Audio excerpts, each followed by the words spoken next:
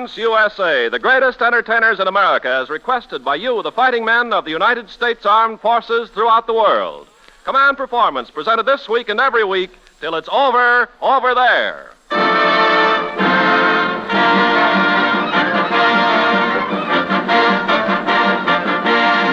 Okay there, men, it's another big party night in your house of Command Performance. So all you men and women throughout the United Nations, gather around that international fireplace because we're really cooking with high octane tonight, answering those commands to Command Performance, care of Armed Forces Radio, Los Angeles, USA. In our gambling room, there's a special roulette table where the stars that you bet on to answer your letters come out and shoot the works on those two winning colors, blue and khaki. And here's the dealer for tonight, the lovely girl who'll call out the lucky APO and FPO numbers. By order of the AEF, your commanding officer of this Command Performance, Ida Lupino.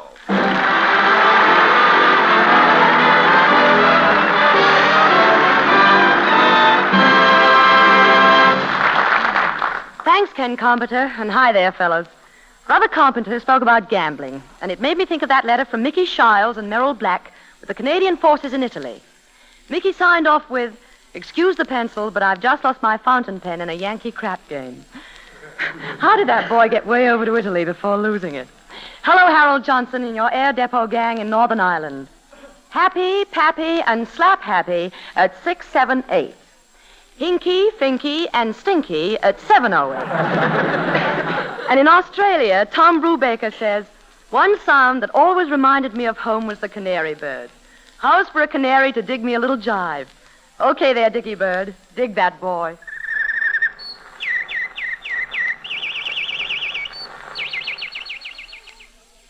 But I guess all of you go for another kind of songbird. For according to your letters, you'll take plenty of a little southern belle who's rung the bell in radio, Connie Haynes, and that special treatment she gives to one of your biggest favorites don't get around much anymore. Spread it around there, Connie.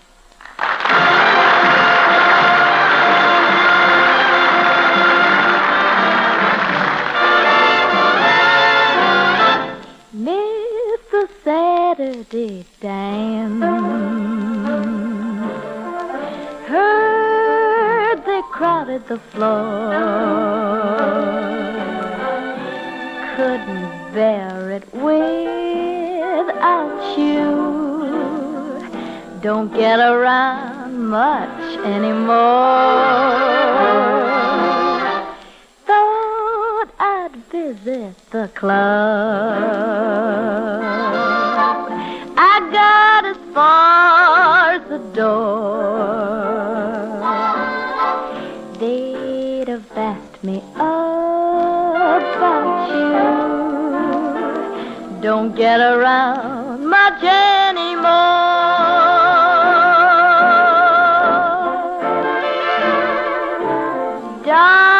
Darling, I guess my mind more at ease, but nevertheless, why stir up memories, been invited on days. Could have gone, but what for? Awfully different without you. Don't get around much anymore.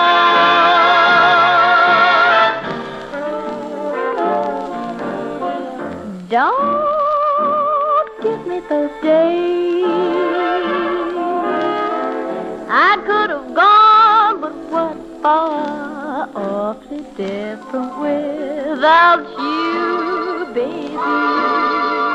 Sitting in my solitude, getting in that lonesome mood. Don't get on me anymore.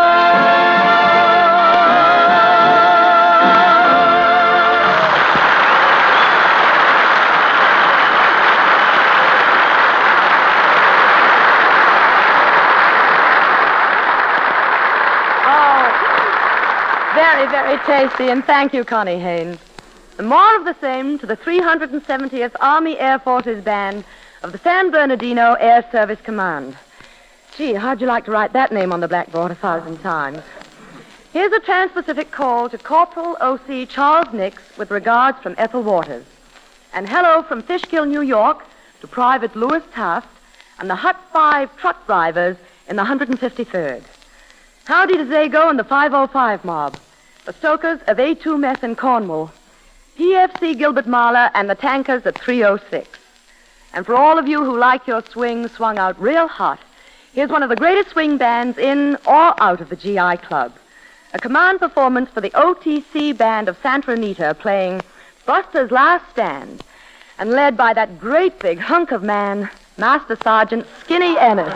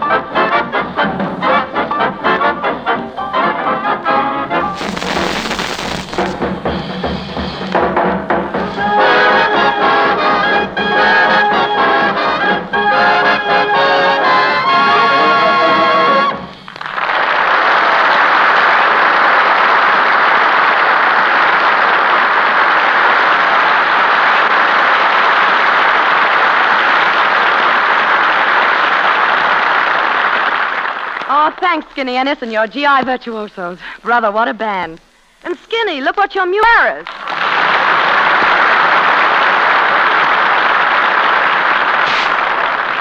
Hiya, fellas, and thank you. Hello, Ida. Say, who's that hat rack standing there in the OD suit? Hat rack? Why, Phil, that's Skinnay Ennis. No kidding. Well, shut my mouth and notice the improvement. Hiya, boy. Have some skin. My, if ain't old Liver Lips Harris. The rumble seat commando. Skinny, I'm going to tell you, it's great to see you, boy. I haven't seen you since you've been in uniform. I mean, you're looking fine. Oh, that's the Army life, Phil. It does something for a man. Didn't do bad for you, either. But, Skin, you remember the last time I saw you, you told me that you were on your way down to Blood Bank. That's right, Phil. He asked me for a pint of blood. Asked you for a pint, huh? Well, did you give it to him? I gave him all I had, and I owe you for the rest. Hey, but look, getting back to the more important talk, Skinny, did you get a load of that Ida Lupino? That's quite a dish there, ain't it, Pops? You like that, huh? Well, brother, if you don't like that, you don't like that home cooking, you know.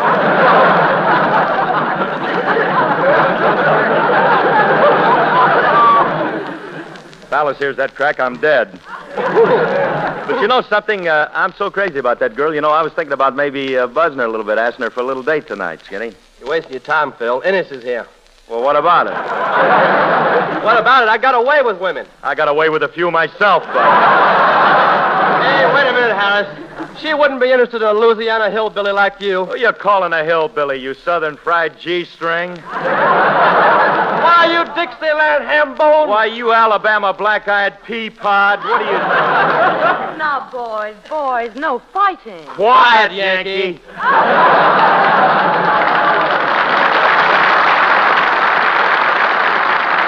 Well, that's the South for you. Why don't you all tell us about it, Colonel Harris?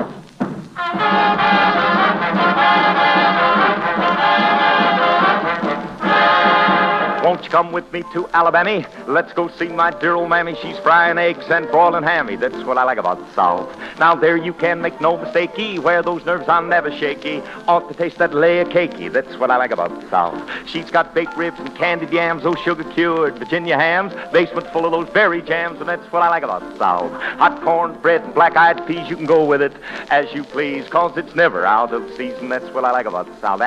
Don't take one. Have two. They're dark brown and chocolate too. Suits me, they must suit you, 'cause it's what I like about the South.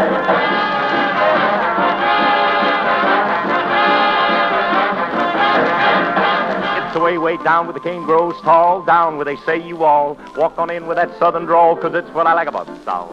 It's down where they have those pretty queens keep a dreamin', those dreamy dreams. Let's sip that absinthe in New Orleans. That's what I like about the South.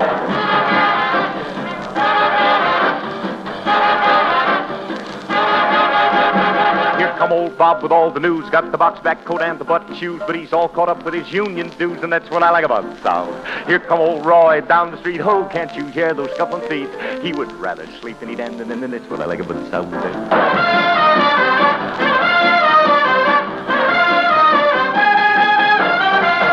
Now, every time I pass your door, you act like you don't want me no more. Why don't you shake that head and sigh, and I'll go walking right on by. Gone on and on and on. Honey, when you tell me that you love me, then how come you close your eyes? Did I tell you about the place called Do-Wah-Diddy? It ain't no town and it ain't no city. It's just awful small, but awful pretty. Will Do-Wah-Diddy.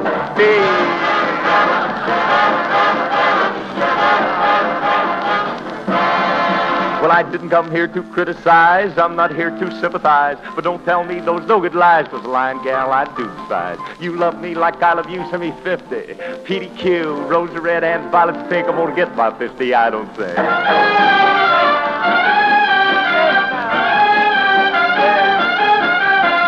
She's got backbones and butter beans, ham hocks and turnip greens. You and me in New Orleans, and that's what I like about the South.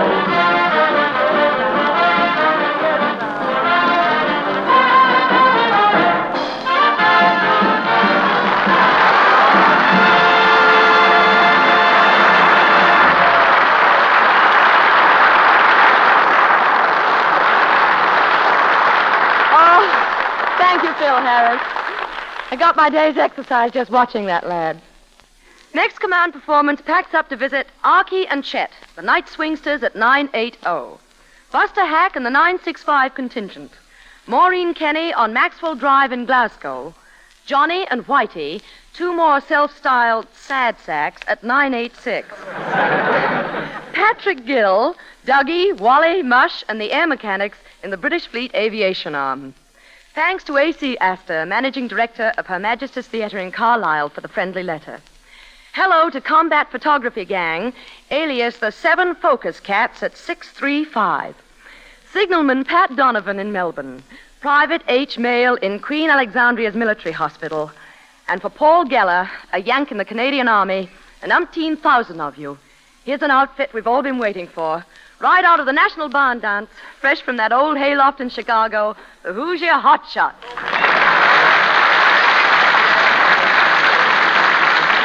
Are you ready, Hissy? Oh, I can't wait. Okay, let's go.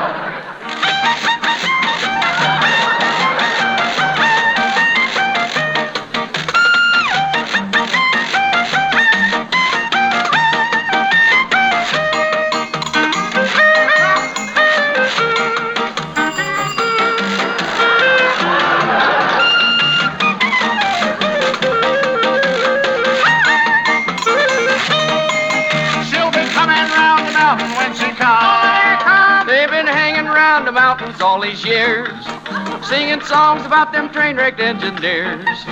They've invaded all the cities with their pretty corn-fed ditties, and they got the population all in tears.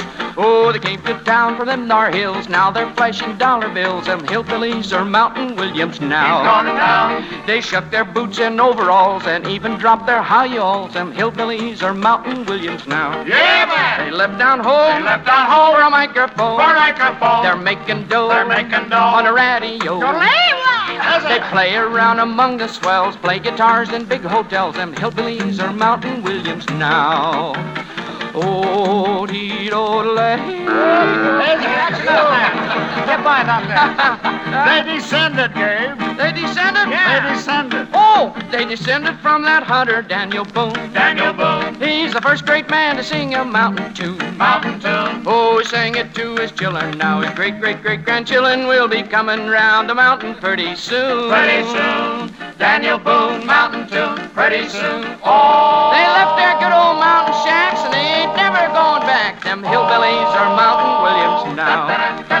Their checkered suits and flashy ties would give their kin a surprise. Hillbillies are Mountain Williams now. They left their pals, and their barefooted gals. And the barefooted gals. They're buying pearls. They're buying pearls. For the chorus girls. Oh, hotty potty. They ride around in motor cars and make dough like movie stars. Them hillbillies are Mountainous Williams now. Now.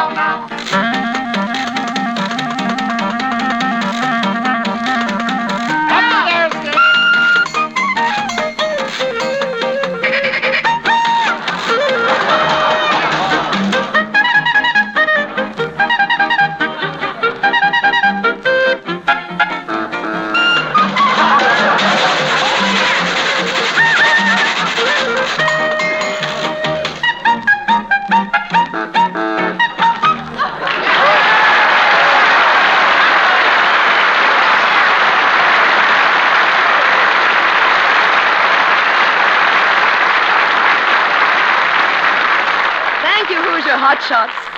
And love from home to Sarge, Matt Burke, and the Fortress Gunners at 624. E.W. Jackson and the whole gang on the Persian Gulf.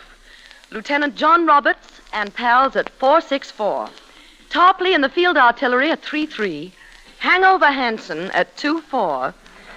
And the mob at 937, who go under the collective aliases of Slewfoot, Kosher Dill, Avocado, Salami, Gin Fizz, and Melonhead.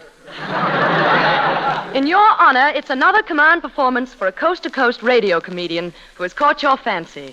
That fancy guy with the close-cropped curls, Garry Moore.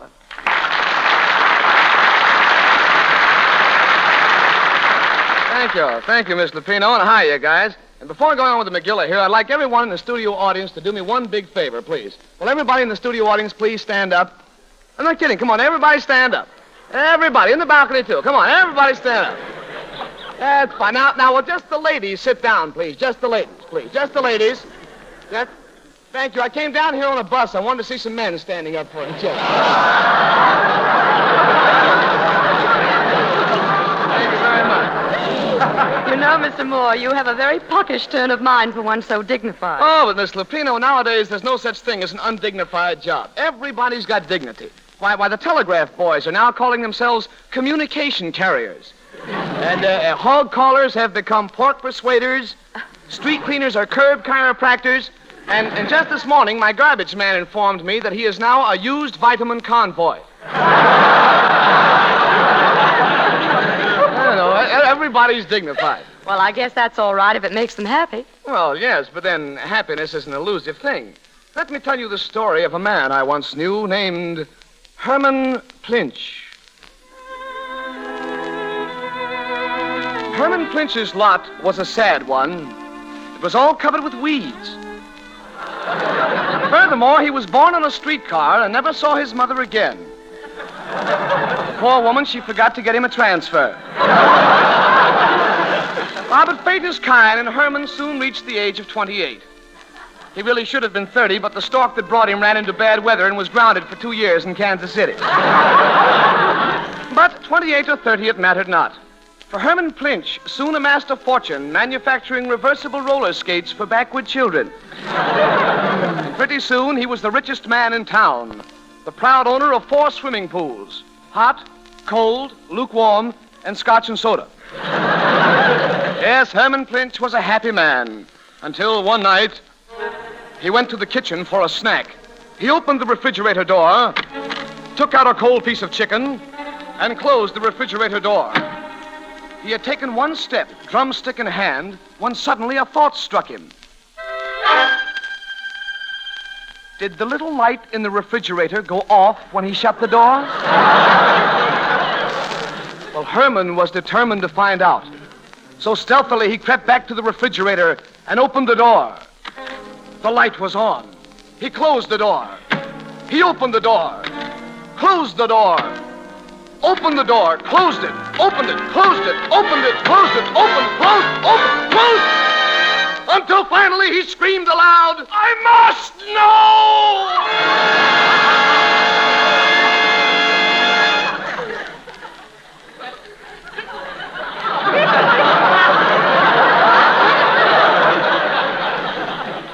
There was no sleeping for Herman Plinch that night. He paced up and down, to and fro, fro and to, and finally the solution struck him. It struck him hard. No! Suddenly, everything seemed clear to Herman Plinch. He would creep inside the refrigerator, close the door, and see for himself. And with a fanatic gleam in his eye, he opened the door again. But it was no use. It was only a 200 cubic inch refrigerator, and Plinch was a 900 cubic inch man. He squeezed and he squoze and he squoze and he squeezed, and the whole thing seemed impossible. But did Herman Plinch give up? Did he give up? Did he give up? Did he give up? Yes, he did.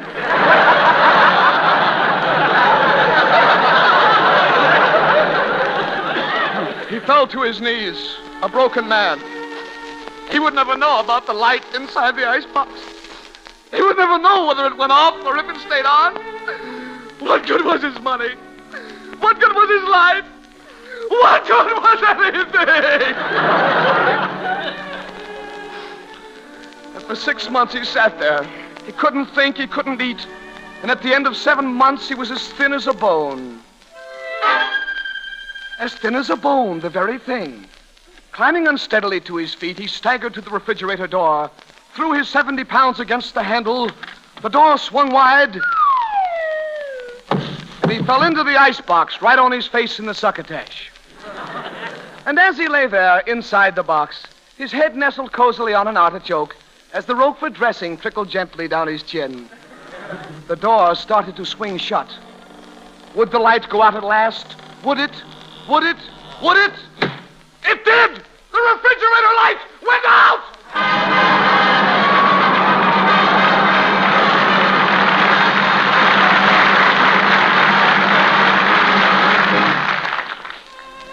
And so we say farewell to Herman Plinch, as he lies there in his refrigerator, smiling quietly. Frozen stiff, of course, but still smiling. And the moral of our story is, the next time you're invited out for dinner and your hostess says, "Try some of this dessert, it'll melt in your mouth," don't.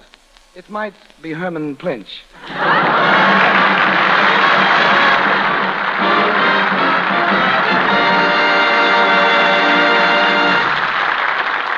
Thank you, Garry Moore. And fellows, for all of you from Northern Ireland to North Africa, from the South Pacific to Suez, for you men coming back from Berlin and the fortresses and Lancasters, for the AEF and the RAF, and the fighting men and women of the United Nations, it's a command performance for one of England's best-loved entertainers, adopted by millions of Americans, your own Gracie Fields.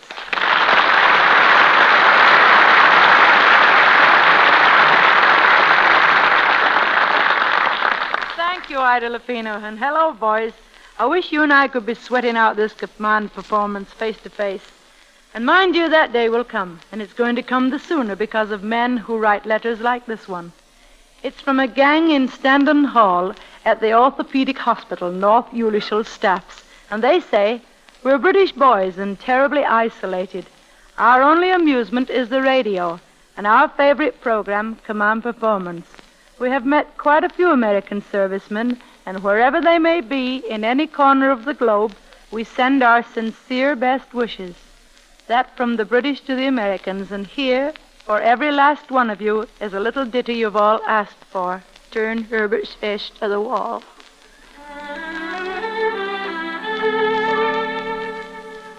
We once were a most happy household, with smiles on our lips all the time, till some cruel and black-hearted villain showed us the pathway to crime. Young Herbert, he patronized racing, but none of his horses would win. So he robbed a harmless old bookie, then went off to jail for his sin. Turn Herbert's face to the wall, Mother, and never more mention his name, for he's brought disgrace on the family and bowed down our heads in shame. Father took lessons in forging. Dollar bills were his favorite line, till he offered one in the courthouse when he had to pay a small fine. Turn Father's face to the wall, Mother, his picture turn on its nail. He won't see the last rose this summer that have taken him back to jail. Rosie, she went to the movies. An innocent girl she was then. She forgot what her mother had told her about taking gifts from strange men. Turn Mother, for she's just as bad as can be. But it's all through you meeting poor Father here for a wind of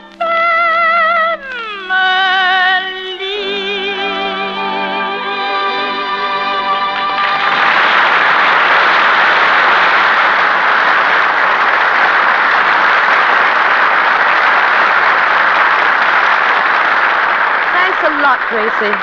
Make it another command performance soon. That about drains the last drop of spirit of command performance out of the old jug. And our chaperone, Old Father Time, says, time's a-wasting, so break it up. The old boy must have your ear, too. For time's a-wasting for Hitler. And you're breaking up the Axis for good. And say, fellas, speaking of Hitler, you know that he used to be a paper hanger. So if you bump into that guy, give him a little paste for Uncle Sam. This is Ida Lupino saying, write when you can, and sending all of our love from the USA.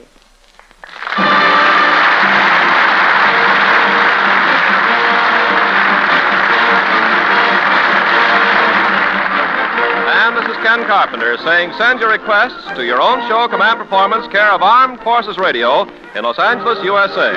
Command Performance is arranged in cooperation with the Hollywood Victory Committee to entertain the fighting men and women of the United Nations.